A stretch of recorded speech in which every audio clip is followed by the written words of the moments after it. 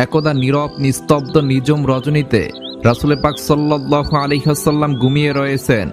ঘুমের ঘরে তিনি স্বপ্নে দেখলেন যে জিবরাইল আলাইহিস সালাম তার নিকট তাশরিফ এনেছেন। তার হাতে ছিল একখণ্ড রেশমি রুমাল। রাসূলুল্লাহ সাল্লাল্লাহু আলাইহি ওয়াসাল্লাম জিবরাইল আলাইহিস সালামকে জিজ্ঞাসা করলেন, হে জিবরাইল, তোমার হাতে এটা কি? জিবরাইল আলাইহিস সালাম বললেন, ইয়া রাসূলুল্লাহ, আপনি নিজে সরিয়ে দেখুন, তাহলে আপনি বুঝতে পারবেন এর মধ্যে কি রয়েছে। নবীজি সাল্লাল্লাহু আলাইহি ওয়াসাল্লাম তখন জিবরাইলের হাত থেকে রুমালটি নিয়ে খুলে দেখলেন যে সেই রুমালের ভিতরে একটি ছোট মেয়ের চেহারা দেখা যাচ্ছে। নবীজি দেখেই চিনে ফেললেন, এ তো আর কেউ নয়, এ তো আমার প্রিয় বন্ধু আবু বকরের মেয়ে আয়েশার চেহারা। নবীজি তখন জিবরাইলকে লক্ষ্য করে বললেন, হে জিবরাইল, আমাকে কেন এই চেহারাটি দেখানো হচ্ছে? হযরত জিবরাইল আলাইহিস সালাম জবাব দিলেন, ইয়া রাসূলুল্লাহ, তিনি হবেন সেই সৌভাগ্যবতী নারী যিনি এই জীবনে এবং পরজীবনে আপনার স্ত্রী হবেন এবং তার ভালোবাসা দিয়ে আপনার সকল দুঃখ কষ্ট বিরহ ভুলিয়ে দিবেন। এই কথাগুলো বলেই জিবরাইল আলাইহিস সালাম অদৃশ্য হয়ে গেলেন। জিবরাইল আলাইহিস সালাম অদৃশ্য হওয়ার সাথে সাথেই নবীজির ঘুম ভেঙে গেল।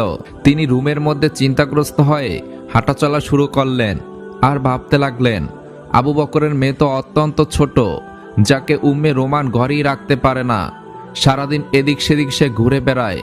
কিভাবে এই ছোট মেয়েটি আমার স্ত্রী হিসেবে পরিগণিত হতে পারে? এই কথাগুলো নবীজি চিন্তা করতেছেন। কিছুদিন আগেই তিনি বালিকা আয়েশাকে দেখেছেন। সে তার বান্ধবীদের সাথে পুতুল খেলায় মত্ত রয়েছে, আর সেই বালিকাই নাকি তার ভালোবাসা দিয়ে সকল ব্যথা বেদনা দূর করে দিবেন। এই বয়সে ছোট একটি মেয়ে ভালোবাসারই বা কি বুঝে? এই সকল চিন্তায় রাসূল পাক সাল্লাল্লাহু আলাইহি ওয়াসাল্লাম অস্থির হয়ে উঠলেন। এভাবে নবীজি সাল্লাল্লাহু আলাইহি ওয়াসাল্লাম পরপর 3 রাত একই স্বপ্ন দেখলেন, যার কারণে তার মনে আর কোনো সন্দেহ থাকলো না।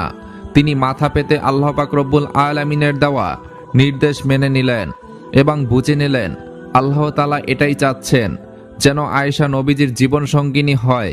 এরপর একদা রাসূল পাক সাল্লাল্লাহু আলাইহি ওয়াসাল্লাম হযরত খাদিজা রাদিয়াল্লাহু তাআলা আনহার ইন্তেকালের পরে তার একাকিত্ব কাটানোর জন্য আবু বকর সিদ্দিক রাদিয়াল্লাহু তাআলা আনহুর বাসায় বেড়াতে গেলেন। রাসূল পাক সাল্লাল্লাহু আলাইহি ওয়াসাল্লাম আবু বকর রাদিয়াল্লাহু তাআলা আনহুর বাড়ির আঙ্গিনায় পৌঁছে দেখলেন তার বান্ধবীদের সাথে পুতুল খেলছেন। কোনো দিকে তার কোনো মনোযোগ নেই, তার শুধুমাত্র মনোযোগ পুতুলের দিকেই। তাকে এভাবেই খেলতে দেখে রাসূল পাক সাল্লাল্লাহু আলাইহি ওয়াসাল্লামের মনে খানিকটা কৌতূহল জাগলো। তিনি এগিয়ে এলেন